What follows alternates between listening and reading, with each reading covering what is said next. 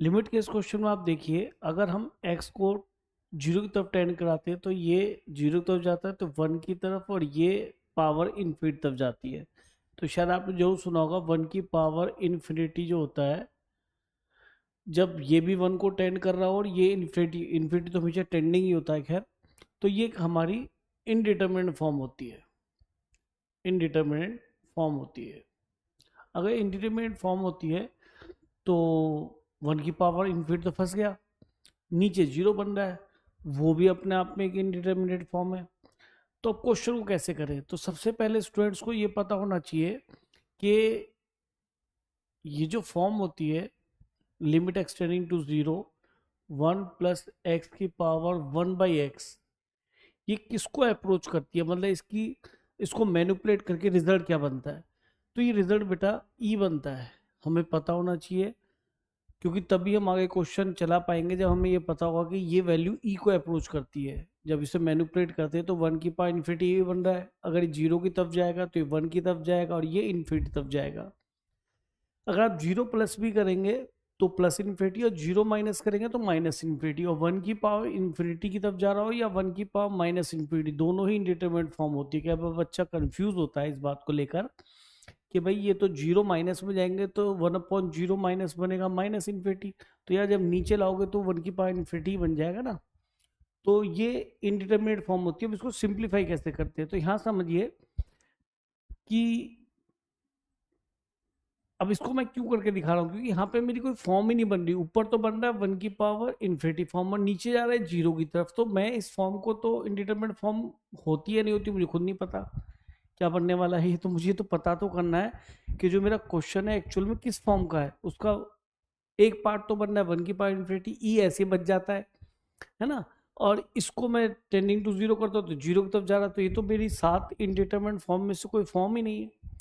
तो जब तक कोई फॉर्म नजर ना आए तब तक आप क्वेश्चन को देखें ध्यान से कौन सी फॉर्म है, या उसे मैनिपुलेट करके कोई ना कोई सातों में से एक फॉर्म को डेवलप करें, उसके बाद कैलकुलेशन करें। तो एक्सपेंशन अगर आपको नहीं याद है इसका, तो बेटा इसका एक्सपेंशन लर्न कर लो, क्योंकि बहुत ज़्यादा यूज होता है। केवल इसके एक्सपेंशन की बात कर रहा हूँ, इसमें लिमिट की बात नहीं हो रही अभी कि इसका एक्सपेंशन क्या होता है। तो इसका एक्सपेंशन होता है E one minus x by two plus 11/24 x square plus and so on till infinity जाता है बेटा ये। और अगर आप x को जीरो की तरफ टेंड कराएंगे तो आगे हायर पावर ऑफ x आ रही होंगी, यानी एक्स क्यूब की फॉर्म में, एक्स की पावर फोर की फॉर्म में, तो ऑल बिकम जीरो। जैसे आप जीरो की तरफ ले जाएंगे तो सब जीरो बन जाएंगे, और रिजल्ट आपका मिल जाएगा बच्चे ई। इससे हमें ये पता पड़ गया कि ये ई की तरफ जा रहा है। अब क्लियर हुआ हमें कंसेप्ट कि ये ई की तो है ही, फिक्स ही है, और ये रिजल्ट ई की तरफ जाएगा तो ये जीरो की तरफ जाएगा, क्योंकि एक्स की जगह टू एक्स भी लेंगे, यानी कि इसके अंदर अगर एक्स की जगह आप टू एक्स भी रख देंगे, कभी कंफ्यूज मत हो जाना बेटा।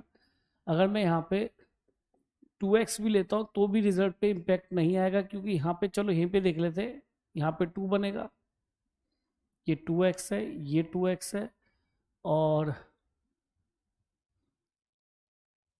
हमें एक्स की जगह केवल टू एक्स रखना है, तो ये टू एक्स का होल स्क्वायर आ जाएगा। फिर भी आप एक्स की तरफ जीरो की तरफ ले जाएंगे तो जीरो जीरो जीरो सब जीरो हो जाएगा, तो रिजल्ट तो तब भी ई की तरफ अप्रोच करेगा। तो ये ई माइनस ई जीरो की तरफ जा रहा है, तो इसका मीनिंग अब कंफर्म हो गया कि जीरो बाई जीरो फॉर्म है। अब हम मैनिपुलेट करना चालू करते हैं कि किस तरीके से, कि यहाँ भी एक्सपेंशन लगा लेते हैं जैसे वहाँ करा। एक तो डेरिवेशन बताया मैंने आपको, कोई प्रॉब्लम नहीं है, तो यहाँ पे एक्सपेंशन लगा दो। तो ई ये कितना है जी, वन प्लस टू एक्स, यानी एक्स दिया टू एक्स रखना है, तो ई की पावर एक्स एक्सपेंशन में एक बार वन प्लस एक्स की पावर वन अपॉन एक्स का एक्सपेंशन एक बार और लिख देता हूँ, तो ये बनेगा बेटा E into one minus x by two plus 11/24 और एक्स स्क्वायर। सिंपल यही बनने वाला है बेटा।